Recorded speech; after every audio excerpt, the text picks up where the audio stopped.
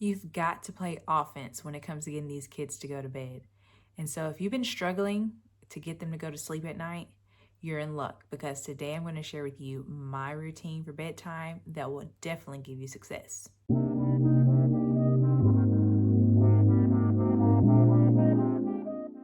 Hi, if you're new here, my name is Destiny, and I cover all things holistic motherhood. And in today's video, the goal is to create less headache and less stress over bedtime. I have 3 boys that are ages currently 3, 4, and 7. And I have friends that always ask me, what is your sleeping arrangement? How do you get 3 boys to share a room together and sleep through the night? And so today I'm here to share those secrets with you guys. Now, before I get into the steps of what you need to do to get them to go ahead and sleep through the night and create less fuss, you first need to create an environment that is conducive to sleep. And this goes back to what I said about offense. Before your kids can come up with excuses and objections for going to bed, you need to think ahead and think what objections and what problems might come up that you can solve beforehand. For example, with my kids, they like to say, "Oh, I'm hungry, Mommy," right before they go to bed, or "I'm thirsty." Now, they still do it on occasion, but before they go to bed, before they do their bedtime routine, they always get a snack. If it's fruit, if it's like some crackers or something like that, they always get a snack.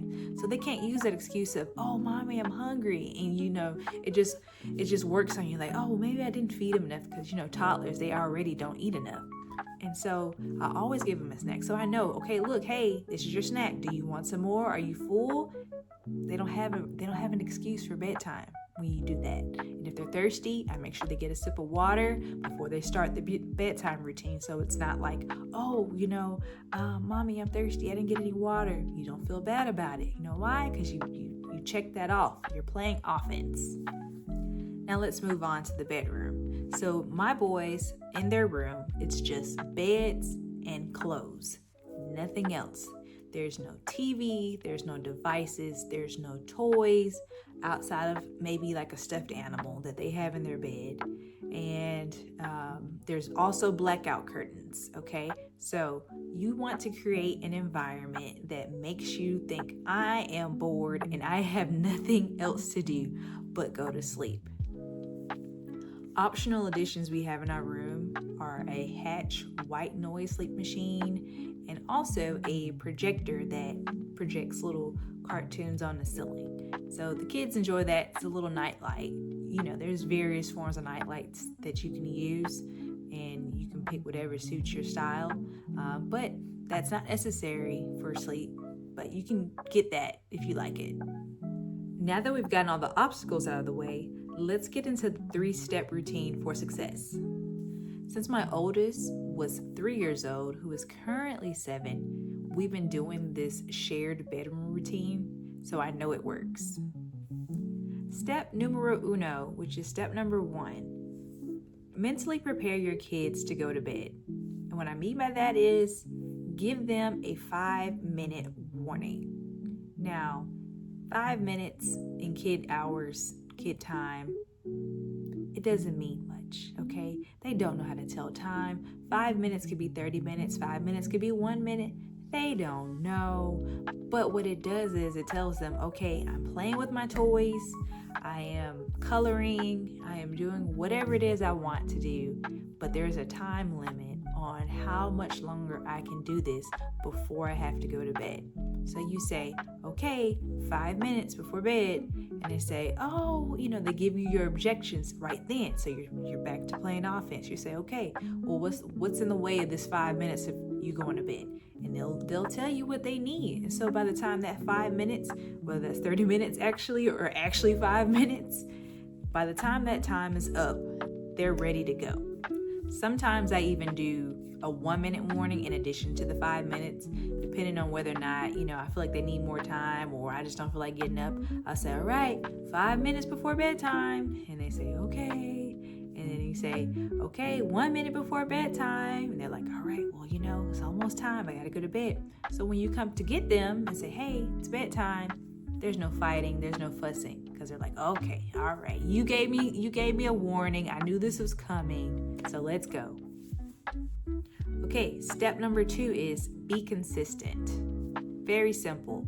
Whatever your routine is, do it every single night, so that way your kids have an expectation of what's going to happen when it's time for bed. And that way you have less fuss of, oh, I don't want to do this and that. And they're not used to it. They know, okay, for my kids, for example, they know you go to bed. When it's time for bed, you brush your teeth, you use the restroom, last chance for a sip of water, you say your prayers, and then you go to bed. Hugs and kisses, good night. And so that works for us, but whatever routine works for you, whether or not you want to do a bedtime story or whatever, be consistent. And step number 3 is set consequences. Whatever you decide your routine is, you need to put consequences in place that are there for if they don't follow the rules. So when you're establishing this routine with your toddlers, there's going to be some fight back. And in that's where these consequences come into play. So you make sure that you say, okay, if you get out of the bed, X will happen. If you get out of the bed, Y will happen. And when they know that once these consequences hit, once they get out of the bed, they will stop. The behavior will not continue. It may take 2 nights, 3 nights, depending on your child and how much rebellion they have in them. But just know that you have to tell them, look, if you don't follow the rules, this will happen. For our family, what we'll do is we'll say, hey, you can take 1 toy to bed, something small, nothing too big, stuffed animal, etc. But if they try to get out of the bed, look, hey, you don't have the privilege of having this toy anymore with you while you sleep because you didn't follow the rules. That's an example. So just do whatever's comfortable for your family and whatever form of discipline that you guys like to use, but make sure you follow through with the consequences. Okay, so once again, step 1 is mentally prepare your kids for bedtime. Step 2 is be consistent. Step 3, set consequences. You do those 3 steps, you should have a successful bedtime routine. All right, that's all I have for you today. I hope this video was helpful. If you have anything you want to add, please do in the comments. I would love to read it, and I hope to see you in the next video.